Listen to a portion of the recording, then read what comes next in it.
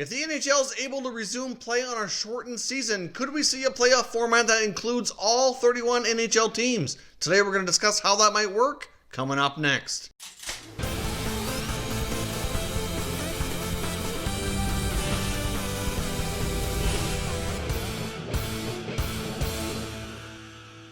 So welcome back to another video here at Top Shelf Hockey. As I mentioned, we're hopeful and optimistic that at some point the NHL and other sports will be able to resume some type of season to kind of complete everything and award the Stanley Cup. I know listening to comments from all the NHL insiders with all the meetings going on behind the scenes in the NHL, it does sound like they're trying to remain optimistic that that will be able to take place. At this point, as I record this video, there seems to be limitations on gatherings, at least in the U.S., could come to Canada as well very shortly, 50 people or less. So clearly that is going to put a damper on NHL getting anything close to being able to play games, because it's going to take more than 50 people just to have two teams, staff, coaches, broadcasters, etc. in a building together to make it happen. Now that ban is supposed to be for 8 weeks, so that could put us well into the early part of May before they're able to do that, which is not a complete absolute possibility here that they can't resume. But if everything were able to take place at that point,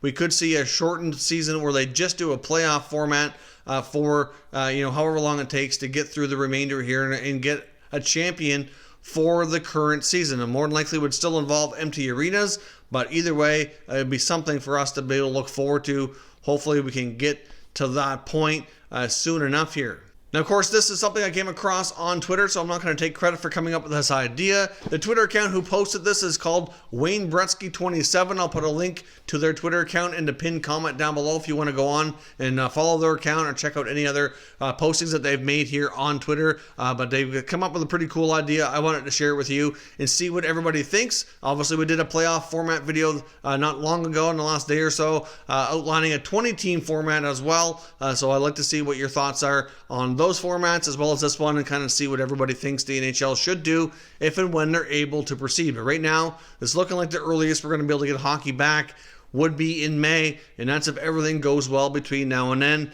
And as I'm sure most of you all know, this is a very fluid situation, changing by the hour. Oftentimes throughout the course of one day, we see several updates on several changes and things that are happening to what we know as what we call normal life. Normal life doesn't really exist anymore, at least not what it used to be. So let's jump in here and take a look at this 31-team format. Now, the couple key features: it gets rid of the conferences, it gets rid of the divisions, it basically ranks the teams 1 through 31 based on the last day of the NHL standings where games were played, and it slowly eliminates teams round by round, with the higher ranked teams getting a bye into the later rounds. So let's take a look here at round 1 and we'll walk through how this idea would actually play out. So as you can see, in round 1, it would feature the bottom 14 teams in the league. So that would feature teams ranked all the way down from 31 up to 14 spots higher, and would knock 7 teams out of the playoff contention. Now, the idea from this year was that there'd be single game elimination. So that would feature the 31st place Detroit Red Wings battling the 18th place Florida Panthers, the 30th place Ottawa Senators doing battle with the 19th place Nashville Predators, the San Jose Sharks at 29 would battle the Canucks in number 20 spot, the Kings, the 28th ranked team, would battle the Wild at the 21st spot, the Ducks in the 27th spot would then battle the Coyotes in the 22nd spot, and the Devils and Blackhawks would do battle, as well as the Sabres and the Montreal Canadiens. So this will certainly create some different playoff matchups that we probably would never see otherwise, unless they were able to meet in the Stanley Cup playoffs. Most of these, not all, but most of these feature a team from the East and a team from the West. Of course, there are some that are already in the same conference that could be more likely, but either way, it's just a unique concept that we would never see under a traditional NHL season. But as we've said before, things have changed so much that there's really nothing traditional anymore. So of course we'd have 7 teams move on from that round, and we'd be down to 24 teams still remaining. Of course, all the teams ranked higher than these first round teams all got a bye to at least round 2, but round 2 would feature those 7 teams along with another 9 teams to have a round of 16 basically, which would then be whittled down to 8 after these teams did battle. And of course, I can't tell you who all the matchups would be. We would have the Calgary Flames doing battle with the New York Rangers as a predetermined round 2 matchup just to even things out. Clearly, you can't have the exact number of teams from round 1 just because there's an odd number. If Seattle were in play, clearly that would be a little bit different, and they could change things up here slightly, but we'd have teams like the Oilers and the Dallas Stars, the Hurricanes, the Toronto Maple Leafs, the Columbus Blue Jackets, the New York Islanders, and Winnipeg Jets also participating in this round against the other 7 winners that we just looked at here in round 1. Now, he has down that he was recommending a best of 3 series for round number 2. So after this round, we'd be down to 16 teams, which is what we normally get in the playoffs. That would put us over to round 3, where the top 8 teams in the NHL would have received a bye up until this point in time. It's also in this theory here that we've moved to a best of 5 series to give these teams a little bit more time to battle things out.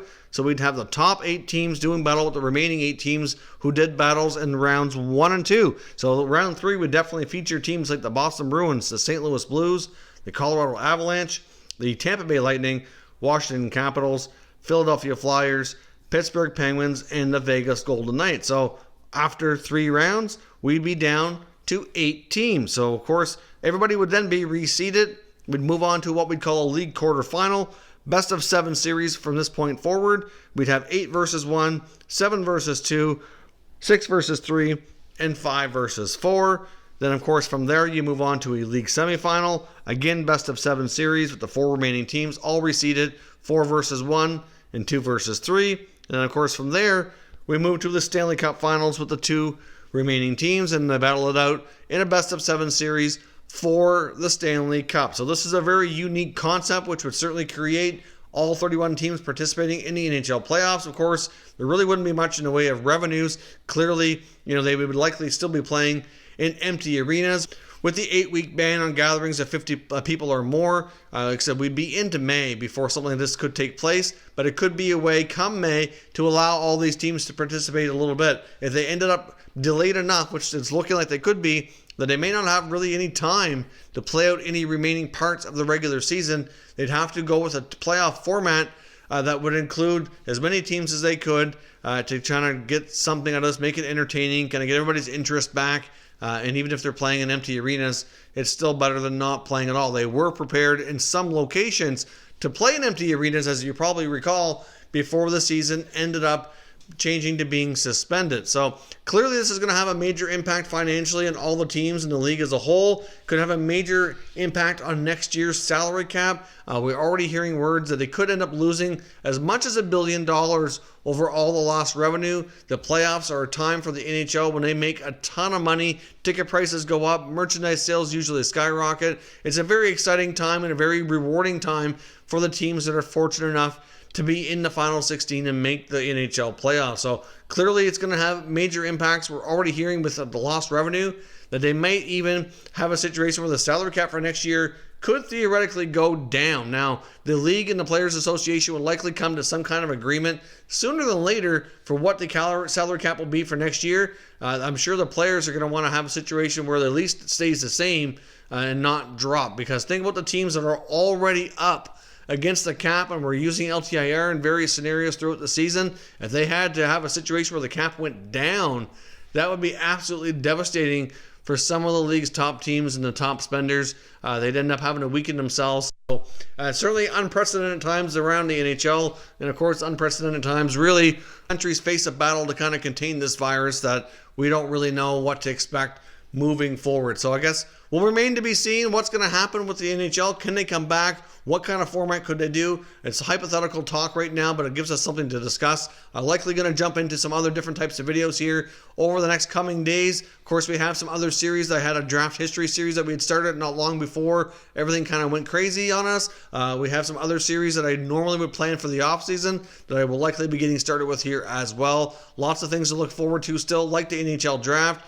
They might have to do the draft in a different format. There's some talk it could happen via teleconference or by phone or something to that effect. They're likely, depending on how everything goes, if they can have an NHL crowd in attendance, then they very well might not be able to have all the teams in one place in an arena like they normally do as well. So hard to say how that will change. There will be a draft. It's just a matter of how they go about planning it instead, and that's too far in advance at this point to kind of predict. So I guess we'll see how everything goes. But I want to know your thoughts on these playoff formats. Like I mentioned as well, we did a different type of format involving 20 teams, a couple different ways looking at that in our last video. So let me know your thoughts on those ones and this one, and which one you think is best. I think this is a really cool idea, and I want to present it to you, be a way to get all teams involved in some capacity here and kind of create some hype around the NHL once they're able to return on this shortened type of tournament. So let me know your thoughts down in the comments, and we can continue the conversation. I hope everybody's staying safe. I hope everybody's doing well. We can certainly use YouTube,